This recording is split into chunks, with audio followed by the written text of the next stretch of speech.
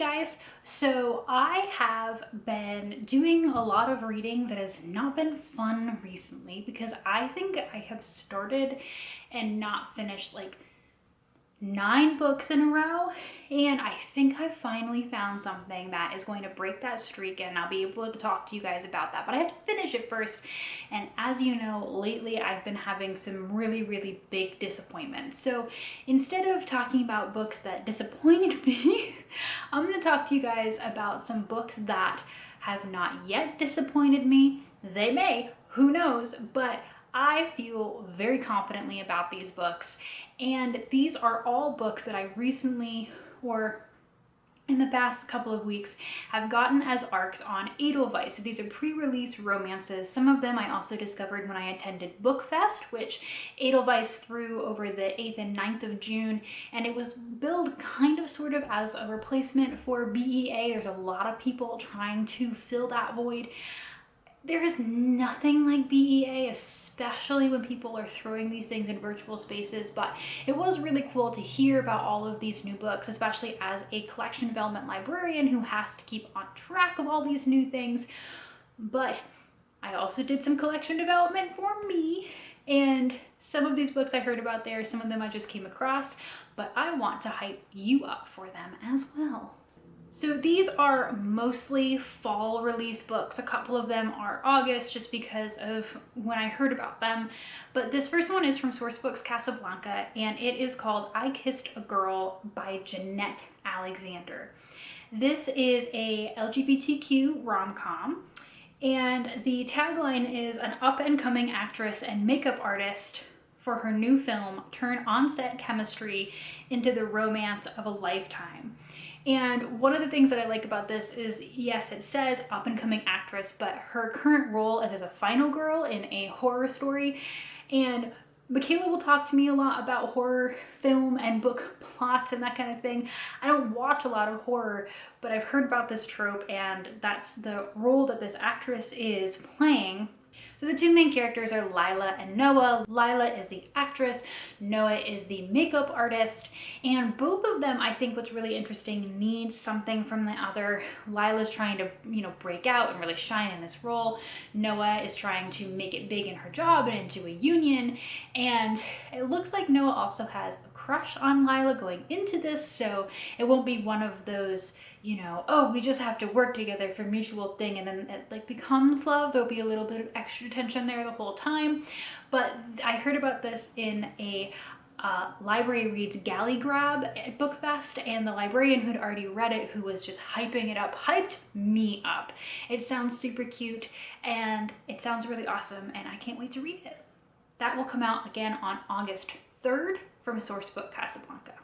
So you guys might remember that for a while I was reading a lot of historical romances, and then I have basically entirely stopped. But there is one author for whom I will return to historical romance without a second thought, and that is Sarah MacLean. And Sarah MacLean has a new book coming out on August 24th from Avon Books.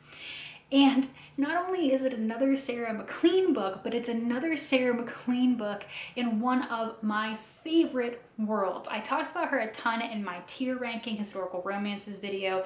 I'm not gonna just talk about her some more, but this says New York Times bestselling author Sarah MacLean returns with a blazingly sexy, unapologetically feminist new series, Hell's Bells, beginning with a bold bombshell of a heroine able to dispose of a scoundrel or seduce one in a single night.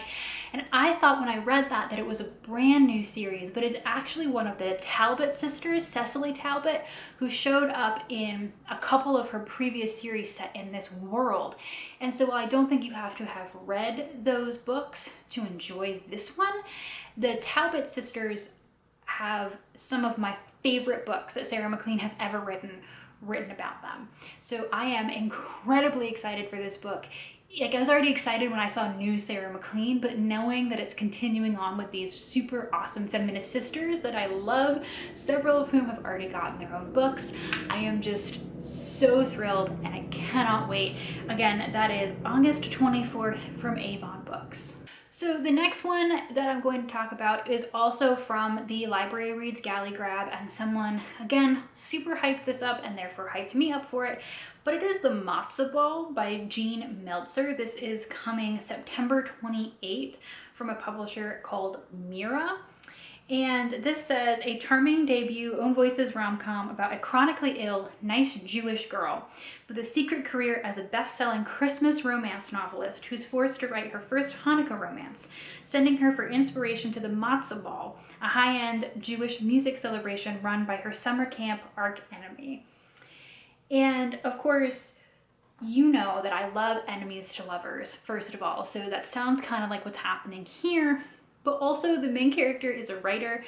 I also write, and I love books that involve writers. I recently reviewed Talk Bookish to Me, which had that same thing. It just really makes me happy, especially when Talk Bookish to Me did write romance novels. This is Christmas novels.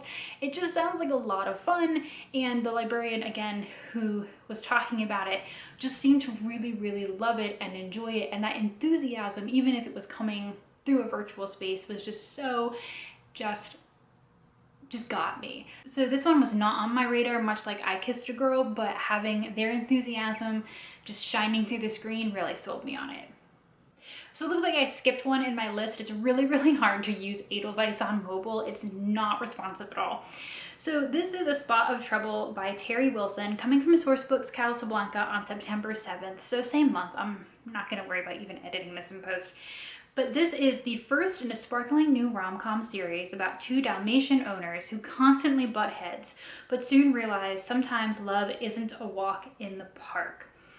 And I just was super sold by the cover. I love enemies to lovers. Again, you know that about me. And it just seemed really cute. I like the pet aspect. I really liked, for example, one of the latest romance book club books was about a woman who owned a cat cafe. And I was like, you know, the inclusion of our furry friends in there. It's also the theme of summer reading this year for my region of Massachusetts is tales and tales, like tales is in like puppy dog tales and tales is in story tales. So I have books about animals on the brain. So it seemed really cute and wonderful. And I love a good story about a puppy when I can be reasonably sure that that puppy or puppies will not die in the end. But this is a romance novel, so I have faith. Okay. So when I first saw this book on Edelweiss, I was like, oh, it looks cute. And I don't know why I clicked on it to read the description, but then I did, and I freaked out. So the book itself is The Xhex by Erin Sterling. This is coming on October 5th from William Morrow. Who is Erin Sterling? Well, if you click on the description, it goes, New York Times bestselling author Rachel Hawkins, writing as Erin Sterling, casts a spell with a spine-tingling romance full of wishes, witches, and hexes gone wrong. I don't read a lot of paranormal romance. It doesn't really do it for me. I often find that they're very similar and kind of annoying. But Rachel Hawkins has written some series that I have found the most hysterically funny things in the world. These have been young adult, but it's still the same author. And so when I clicked on that and I saw that, I just freaked out because I love her and I know that she writes really, really hilarious stuff. So it does also look like, 9 years ago, Vivian Jones nursed her broken heart like any young witch would do, vodka, weepy music, and bubble baths, and a curse on the horrible boyfriend. So this is like second chance anger kind of a thing. I love that. Sounds great. There are murderous wind-up toys, a pissed off ghost, and a talking cat. I didn't know that I wanted this book, but I want it. And I love Rachel Hawkins, and I'm trying to read my arcs in order so that I can do the reviews promptly and in a timely manner, but I have to tell you that I really want to skip right to this one. Speaking of another author that is fantastic, Roshani Chokshi has a book called Once More Upon a Time, coming from Sourcebooks Casablanca on October 5th. Now, this is a fantasy standalone romance that claims to be adult. And I will be honest with you, I had to click on it and check, and double check, because Roshani Chokshi to me has written a whole bunch of young adult stuff that I really, really enjoy. But it is a dazzling and wonderful fantasy standalone romance from best-selling author Roshani Chokshi. Would you sacrifice the love in your heart to save your soulmate?